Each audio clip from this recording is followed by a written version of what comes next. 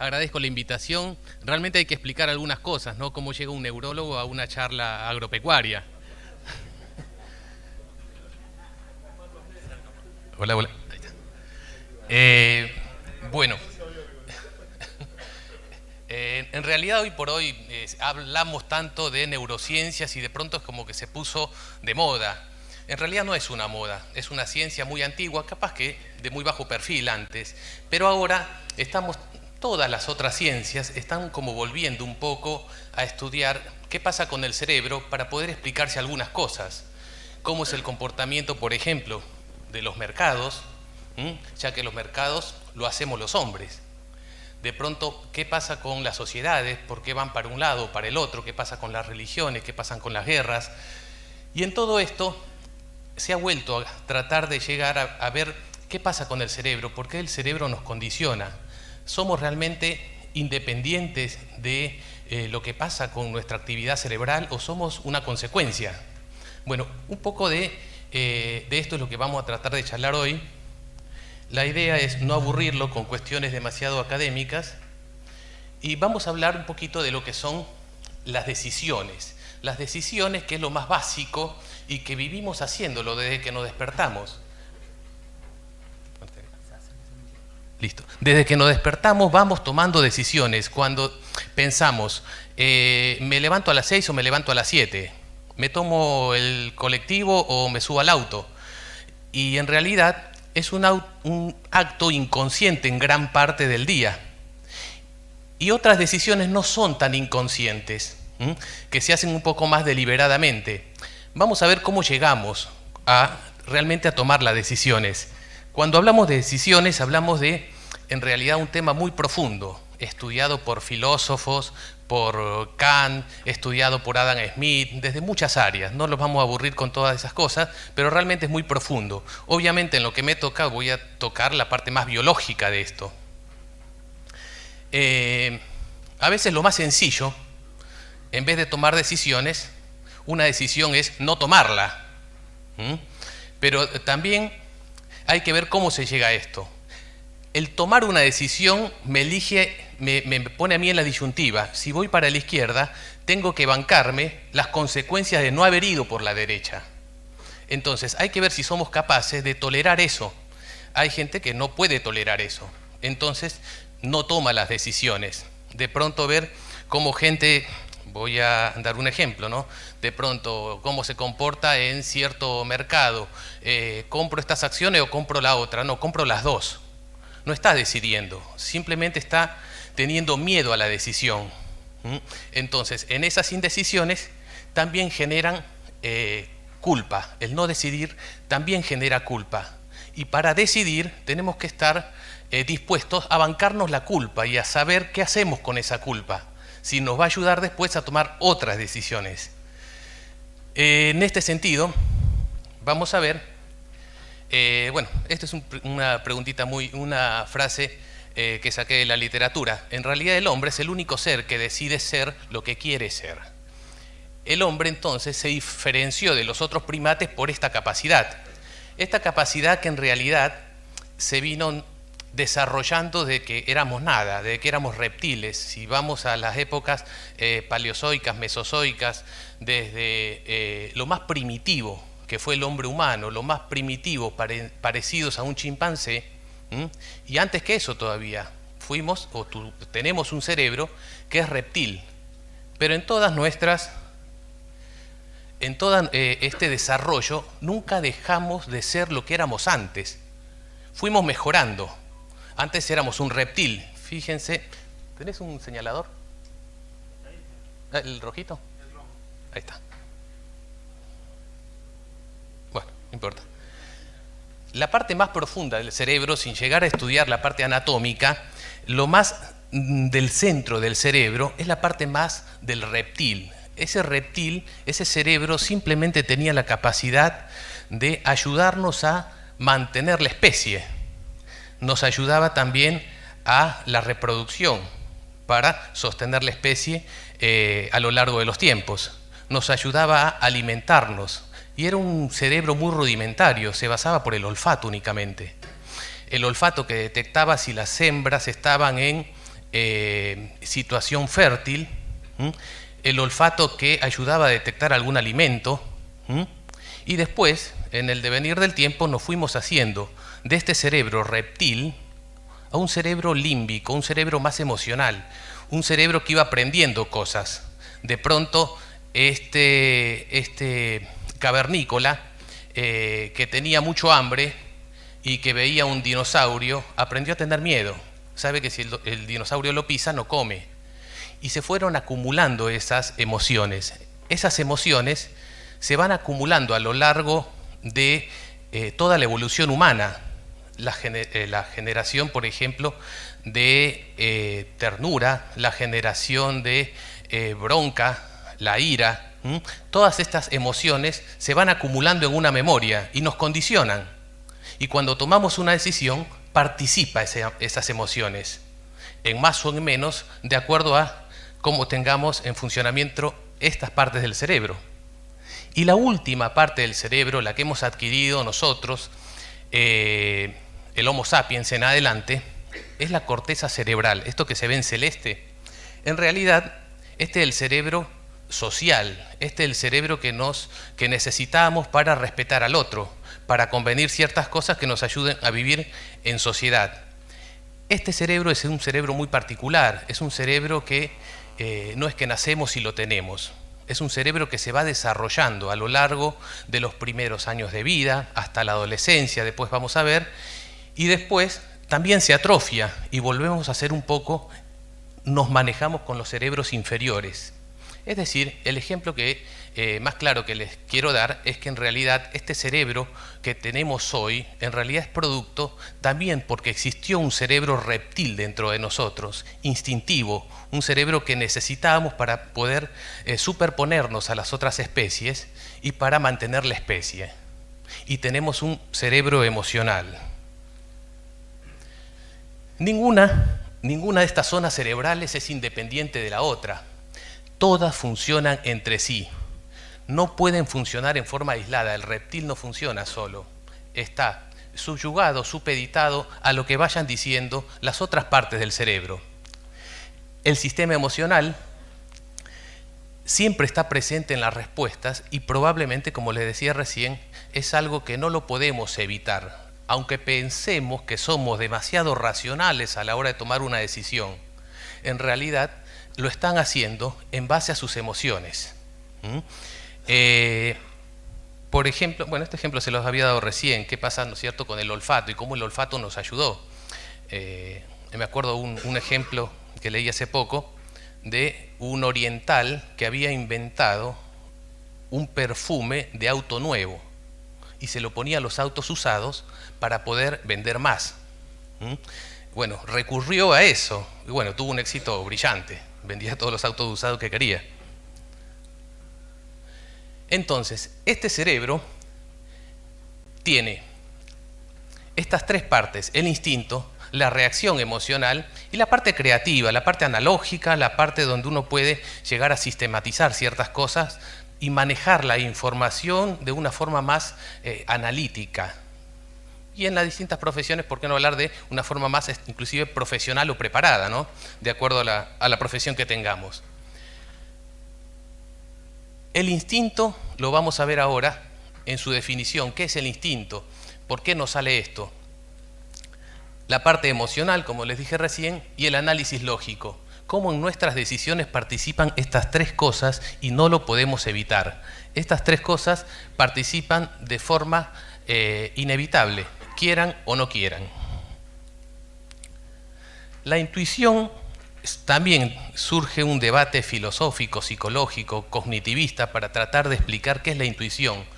¿Por qué tenemos que reaccionar como una corazonada? Si tenemos un cerebro lógico, ¿por qué tenemos hay veces esas sensaciones instintivas? No, ahora me bajo del auto y de pronto el auto explosionó. Entonces, ¿o por qué hago esto y no lo pensé mucho? En realidad son atajos que tiene el cerebro. Atajos que tienen que ver también con la rapidez para tratar de tomar una decisión frente a una situación que nos es problemática. Este instinto natural es algo también presente en muchas de nuestras actividades y es algo que no podemos evitarlo. Este instinto, en realidad, no pasa por la razón al ser un atajo. Nos sirve para muchas cosas y para muchas cosas es eficaz. ¿Por qué? Porque muy poco tiempo resuelve. Pero eso también puede llevar a errores. Por ejemplo, estos errores o procesos cognitivos que suenan como errores, si yo les pidiera ahora que vieran qué pasa con esta lámina, ¿cuál creen que es convexa o cuál creen que es cóncava? ¿Qué me dirían? ¿La parte convexa cuál es?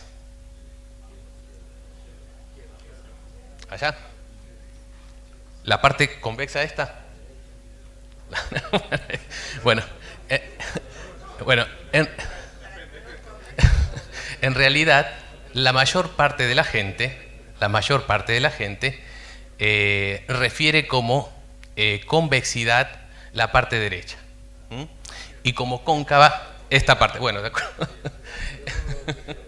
de acuerdo al lugar por donde se lo vea. Pero ¿por qué esa parte la toman como convexa? Porque en realidad el ser humano está acostumbrado a tener la luz del día, de arriba hacia abajo. Entonces por eso en un plano bidimensional, esto nos impresiona convexo, que de convexo no tiene nada. Y esto tampoco. Es una reacción lógica de acuerdo a lo que el ser humano está acostumbrado, de acuerdo a lo que el ser humano ya tiene en su ADN. Bueno, este es un ejemplo que en realidad, cuando se le hace esta prueba, este es el Strop Test, ¿por qué no somos capaces de leer bajo esta consigna? Mire el gráfico y diga solamente el color, no diga la palabra. Probablemente al leer la tercera o cuarta palabra, al decir el tercer o cuarto color ya se hayan equivocado un par de veces. Y esto tiene que ver porque lo respondemos también instintivamente, porque tratamos de canalizar todo de una vía más rápida, más fácil y solucionar la cosa. Y no podemos superar la interferencia que nos da el lenguaje, las letras. No podemos evitar la lectura. En esto de lo que es instintivo, en esto de lo que es no racional, se mataron psicólogos por tratar de estudiar y brindarle un apoyo a los economistas. De hecho, año 2002 gana un Nobel de Economía un psicólogo. ¿Y qué hace un psicólogo como premio Nobel de Economía? Bueno, él descubrió mediante distintos estudios que la reacción, los sentimientos, las actitudes que tenemos frente a una pérdida no es simétrica con la misma sensación que tenemos para una ganancia. Es decir, que por el mismo dinero, fíjense en el gráfico de allá, ganar, vamos a poner un valor, $100.000, nos produce un placer. El placer es una respuesta biológica que la vamos a ver ahora. Pero el perder lo mismo, perder $100.000, nos produce un dolor que es muchísimo mayor exponencialmente que el placer que me da ganar 100.000. Y esto es base de todos los estudios de neurocoaching, de neuromarketing que se han hecho, y con esto cambiaron un poco la idea de justamente de los mercados. Esto pasa, esto es una realidad, y esto tiene que ver también con ese cavernícola que trataba de subsistir en un mundo que era impío, en un mundo que era difícil.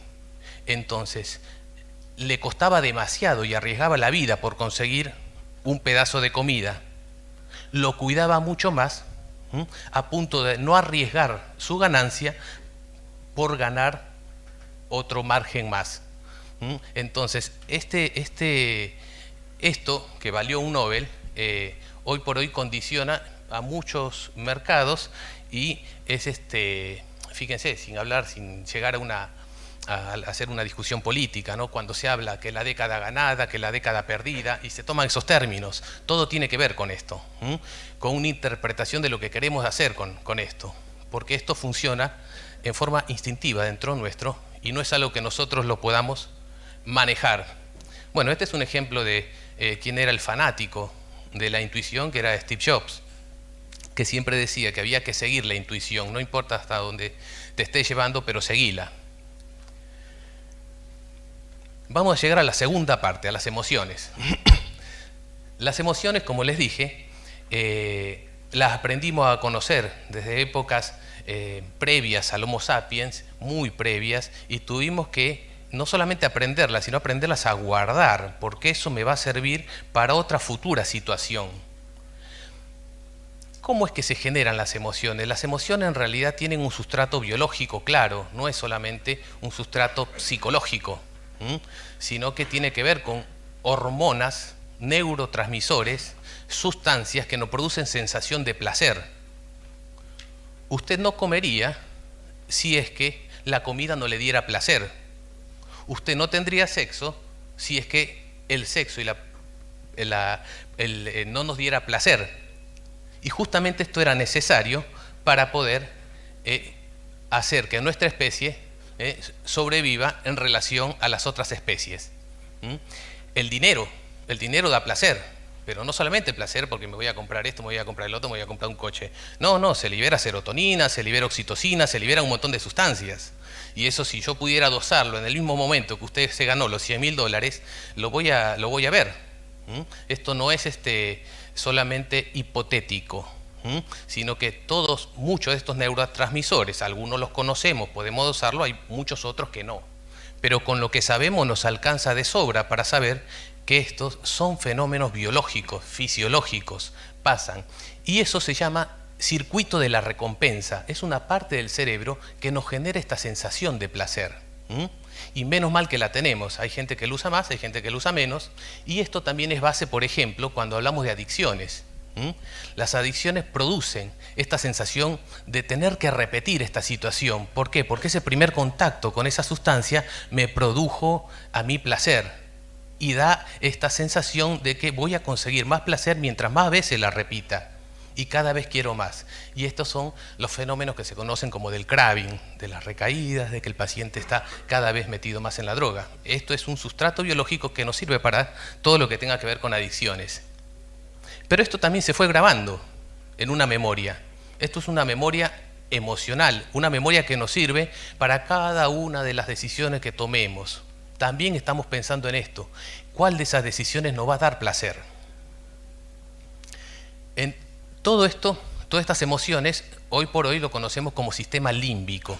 Es el sistema que regula, guarda todas nuestras emociones. Y como les repetí ya varias veces, también está presente en cada uno de los pasos y decisiones que querramos tomar. Fíjense, ¿no?, qué pasa con la alimentación, con la sed. La sensación de sed también da placer. Y si no, basta con verle la cara, aunque no le veamos los ojos, ¿no es cierto?, a la que está tomando la Coca-Cola, o con el placer que come la hamburguesa. Más aún, ¿qué pasa si lo unimos, por ejemplo, a algo tan tierno como es la familia, algo que nos moviliza? ¿Cómo no vamos a tomar Coca-Cola? Ahí nos está diciendo, por un lado, nos calma la sed, por otro lado, nos rememora la familia. Entonces, ¿cómo lo acerca a la familia? Para que eso nosotros lo guardemos. Entonces, de cierta forma, estamos relacionando la Coca-Cola con emociones tan íntimas como es la familia para cada uno. Nada de esto es casualidad. Todo esto es lo que venía explicándole de las emociones, cómo es la parte fisiológica de las emociones. Esto de la gratificación, del placer, de la euforia. Y también lo que modula nuestro temperamento. Y ahora vamos a la última parte. La última parte, que es lo que creemos mucho, que solamente somos esto. Para ser un cerebro analítico, para basarnos en la razón, primero fuimos todo lo otro. Y no nos podemos desprender de eso. Cuando hablamos de un cerebro analítico, un cerebro que tiene que se basa en la razón, lo podemos ver desde distintos puntos de vista. Traje estos dos ejemplos simplemente para comparar un poquito qué pasa con cuando uno lee economía. Se basa siempre en ciencias que son demasiado exactas, concretas, que se basan más en una toma de decisiones estudiada, con una hipótesis previa que nos podría dar tales resultados. Pero hay otro tipo de decisiones que no podemos ponerla en un plano hipotético, ni tampoco podemos hacer prueba o error. Yo no puedo A ver, cuando tenía 18 años yo no podía probar cómo me iría si fuera ingeniero o cómo me iría si soy médico. Tuve que decidir y fui médico y bueno, salió lo que salió. Pero también podía haber elegido ser ingeniero, pero no había forma de hacer un prueba y error. ¿Me caso o no me caso? Bueno, hay algunos que hacen prueba y error al respecto, pero bueno.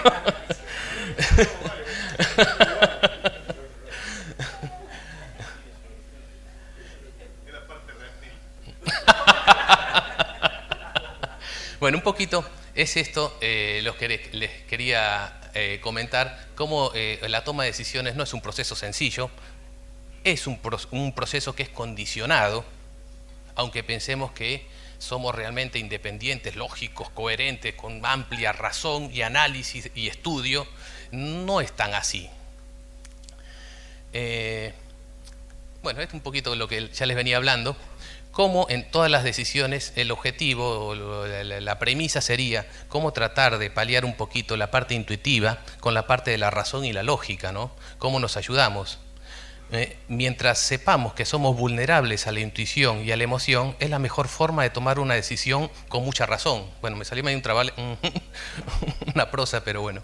Esa sería la mejor forma, saber que fuimos lo que les expliqué recién, entender nuestras emociones, saberlas controlar y después hago mi análisis. Y saber que aún con análisis me puedo equivocar y dentro de ese análisis final puedo tener muchos sesgos que tienen que ver con mi emoción, con mi intuición.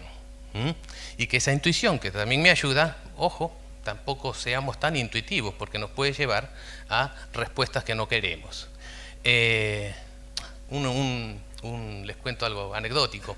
Charles Darwin, ¿qué tipo más científico que él, si hablamos de los últimos 2 o 3 siglos? Charles Darwin era un tipo lógico, un tipo que se animó a debatir todo aquello que se decía. Es más, pertenecía a una alta familia aristocrática y de la iglesia. Entonces, él en un momento dijo, no, la evolución de las especies es distinta, no es así. Entonces se fue a hacer este viaje por Sudamérica para ver después cómo evolucionaron las especies, y ahí su libro.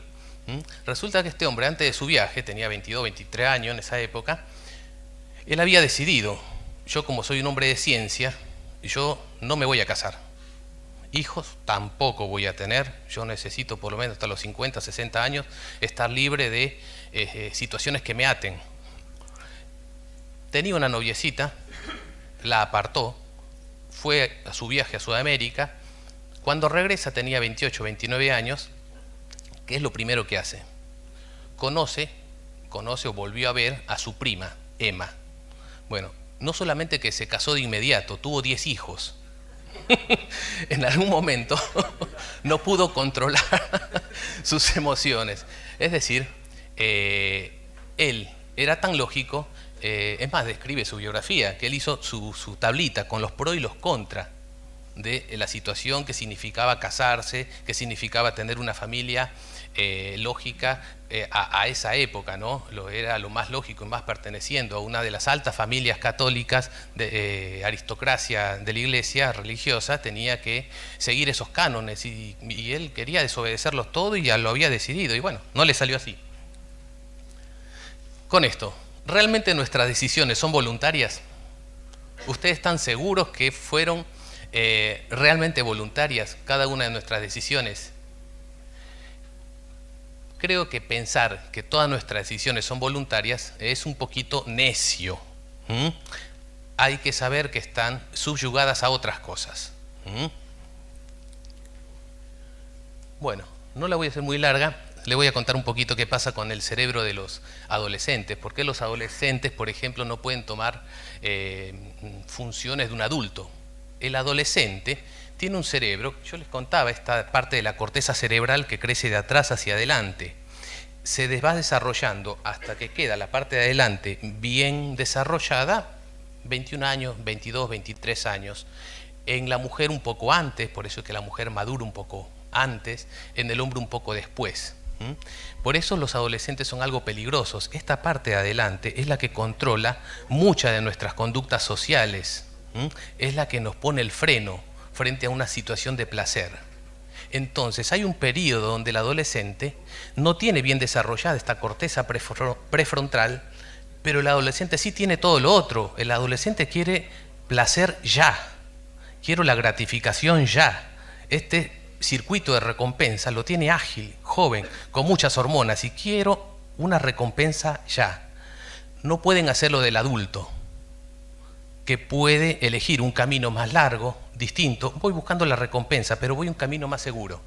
Entonces yo puedo caminar, hacerlo un poquito más larga para obtener la misma recompensa, pero con menos riesgos. Por eso que un adolescente sabe mejor que un niño que si apriete el acelerador a 160 se puede matar. El tema es por qué lo hace. De última, a un niño de 8 años uno le dice no saltes de acá porque te vas a hacer pomada. Y el niño lo aprende. ¿Qué pasa con el adolescente? Porque el adolescente necesita esto, necesita gratificarse. Bueno, un poquito más de lo que hemos hablado. Esto que le hablaba de los adolescentes ahora se lo refiere un poquito a los adultos. ¿Qué pasa con los adultos? El adulto va generando permanentemente respuesta a todo lo que va haciendo. Ustedes van caminando y se van respondiendo muchas cosas que en otro momento del día o en el sueño se lo fueron preguntando.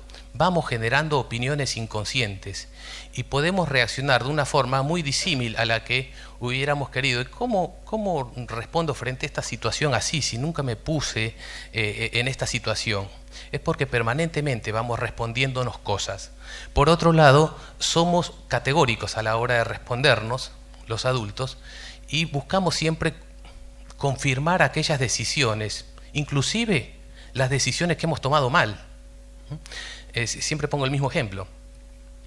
Tienen un auto con 50.000 kilómetros, con 30.000 kilómetros, pero vieron otro auto, nuevo modelo, vamos a comprar esto porque produce placer, otro coche nuevo. Entonces fueron a comprar, después se dieron cuenta, la verdad que tenía el auto nuevo, ¿para qué me voy a comprar un auto nuevo? Sin embargo, después van a buscar una respuesta que confirme un poco y lo deje más satisfecho. No, la verdad que este modelo no se iba a hacer más, entonces está bien. Además, este color está re bueno. Y buscamos esa respuesta que satisfagan eso. Y otra cosa que hacemos los adultos, reelaboramos todos los recuerdos. Como les puse ahí, nosotros en realidad no somos lo que decimos ser, nosotros somos lo que recordamos de nosotros y cómo hemos armado nuestra historia. ¿No le ha pasado alguna vez de contar una historia a lo largo de la vida 2 o 3 veces que lo han contado distinto? Yo les voy a contar una cosa. Por ejemplo, yo era muy joven y de novio con la mamá de mis hijos, una vez nos asaltaron. Yo no sé, en un rapto de tontera, le dije al señor Choro, le dije, por favor, déjame los documentos. Y el señor Choro fue, los tiró al piso y se fue. No pasó nada, yo no me peleé con nadie, no hice grandes cosas. Me acuerdo que esto se lo conté en una situación, ni bien llegamos, por ejemplo, se lo conté a mi padre, a mi suegra, se lo conté de una forma. Pasaron los años, a mi hija, cuando era niña, se lo conté de otra. Entre mi hija mayor y mi hijo menor hay 12 años de diferencia. Ahora se lo conté a mi hijo, el más chiquito. Se lo conté en distintos contextos, en distintas situaciones emotivas mías. Resulta que ahora mi hijo, el más chiquito, cree que yo me peleé con el Choro y que fui capaz de pegarle a todos y soy muy valiente porque me enfrenté. En realidad no sé en qué momento, cómo llegó a eso. Es decir, nosotros a lo largo de la vida la misma situación la contamos varias veces y la vamos reelaborando. Y lo peor de todo es que vamos creyéndonos esas nuevas reelaboraciones. Y eso es lo que recordamos de nosotros y eso es lo que empezamos a hacer. Bueno, este es un debate para mucho. ¿Qué pasa con la inteligencia emocional versus todo lo que es el coeficiente intelectual? Ya hace mucho se sabe que el coeficiente intelectual, las personas con alto coeficiente intelectual no dan respuesta a los grandes desafíos de las grandes empresas, por ejemplo, sino que es necesario muchas otras cosas. Eso, hay un libro de inteligencia emocional, justamente de Daniel Goleman, canadiense, psicólogo él, que lo describió largamente, cómo hacen falta muchas más cosas. Por ejemplo, una persona con un coeficiente intelectual altísimo no le basta para ser gerente de una empresa y tomar buenas decisiones. hace falta muchas otras cosas. Hace falta empatía, hace falta habilidades sociales, autoconciencia, poder de meditar con uno mismo, la autorregulación, cómo puedo regular mis impulsos, y también la motivación, la automotivación, porque si yo no tengo automotivación, ese motor se apaga. Bueno, y en el anciano, lo primero que empieza a atrofiarse justamente es ese cerebro que está delante, el cerebro prefrontal, la corteza prefrontal, esa que nos ayudaba a tener todo esto que estamos hablando para subyugar un poco los cerebros más primitivos, hasta que llegan los procesos demenciales. Por eso es que cuando la persona es muy longeva o si llega a tener un proceso demencial donde se atrofia precozmente el cerebro, empiezan esas conductas inapropiadas nuevamente. Bueno, creo que esta es la última. Fíjense, a ver si logro que me entiendan este cuadro. Puse ahí los distintos, lo que fuimos antes, digamos. Un chimpancé, un gorila, hasta el Homo sapiens. Estos primates, fíjense que tenemos en forma muy similar, esto es el árbol, digamos, los años, el tiempo transcurrido. Tenemos una infancia parecida, no sé si se dan cuenta, está en amarillito. Un periodo de pubertad, un periodo de juventud, la vida adulta. Y ahí en Bordeaux, la línea Bordeaux, marca lo que sería la menopausia o andropausia. ¿Qué nos diferencia al Homo sapiens de los otros primates? El último periodo. Ese último periodo, que nosotros podemos vivirlo y que no lo pueden vivir el resto de los primates, es el que nos ayuda a transmitir emociones, a transmitir nuestras costumbres, nuestra información, que es la que nos ha ayudado a sostenernos como la especie principal de este mundo. Bueno, parte de lo que les había dicho. Muchas gracias por su atención.